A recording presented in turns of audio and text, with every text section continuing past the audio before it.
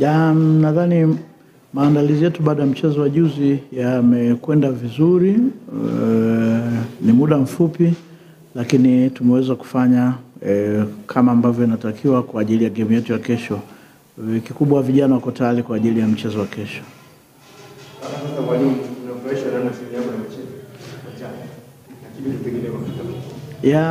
Nikisema nakasirishwa itakuwa sio sahihi. Tuko kwenye mashindano na nadhani kila tunapocheza mechi kuna vitu vipya vinajitokeza kwenye ubora lakini pia kwenye upungufu. Vya mapungufu tunaendelea kuvifanyia kazi na ambavyo viko kwenye ubora tunaendelea kuvitunza. Kikubwa vijana wangu bado wako kwenye hali ya kupambana na kuona tunacheza kwa ajili ya kupata ushindi. Timu nzuri, timu inacheza kwa kujiamini na timu inacheza pia kwa kumiliki mpira. Kwa upande wetu tunajua namna gani walivyo, tutapambana nao kutokana na wao, ubora wao ulivyo.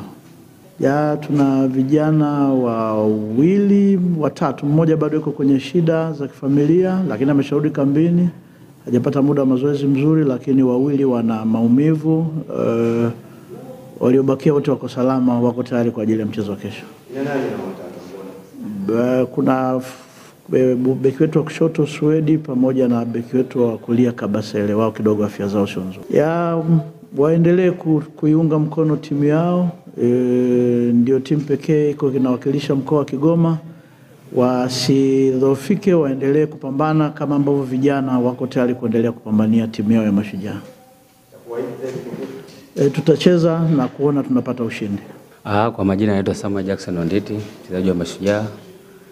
Sisi kama wachezaji tumejiandaa vizuri kuelekea mchezo wetu wa kesho. Tunajua utakuwa mchezo mgumu kutokana na aina ya wapinzani tunakutana nao, lakini sisi tumejiandaa vizuri kuhakikisha tunapata matokeo mazuri katika mchezo wetu wa kesho.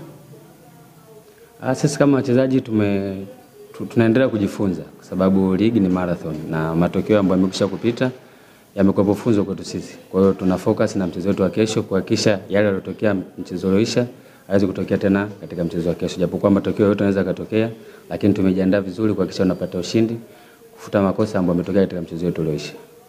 Naamini matokeo sio mazuri kwa sababu unapocheza mpira kama hivi unapata pointi moja, nao ni pointi kuliko kosa kabisa. Kwa hiyo mashabiki wana sehemu yao ya kuweza kuumia na sisi kama wachezaji tuna sehemu yetu ya kuweza kuumia, lakini yote kwa yote tunachukua ni hali ya mchezo ambao unatokea. Hata sisi hatupendi hayo yanatokea zikutokea, lakini tunajitahidi kufanya kile kitu ambacho tunaelekezwa na walimu kuhakikisha tunawapa furaha mashabiki zetu na sisi wenyewe pia kujipa furaha pamoja.